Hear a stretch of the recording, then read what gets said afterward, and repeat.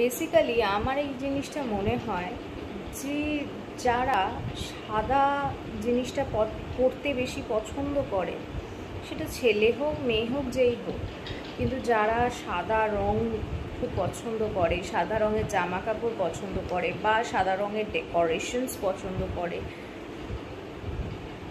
সাদা রঙের home decor পছন্দ করে, তারা বেসিক্যালি না প্রচণ্ড শান্তিপ্রিয় মানুষ হয়, এটা আমার মনে হয়। অ্যান্ড কোথাও গিয়ে সাদা ইজ শান্তির প্রতীক, সাদা রঙটাও শান্তির প্রতীক কোথাও গিয়ে।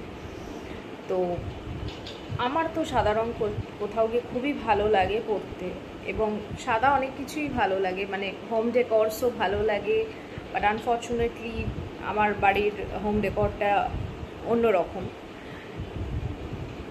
তো সেটা আলাদা বিষয়। কিন্তু আর কোথাও গিয়ে আমার নেচারের সঙ্গেও এটা খুব ভালোভাবে যায় যে আমি সাদা পরতে বেশি ভালোবাসি, সেটা শাড়ি হোক বা ড্রেসেস হোক, আমার সাদা খুব অ্যাট্রাক্ট করে আমার চোখে। আর তার সঙ্গে আমি এটাও ঠিক কথা, আমি খুব বেশি ক্রাউড পছন্দ করি না, আমি খুব বেশি চেঁচামেচি পছন্দ করি না, আমি খুব বেশি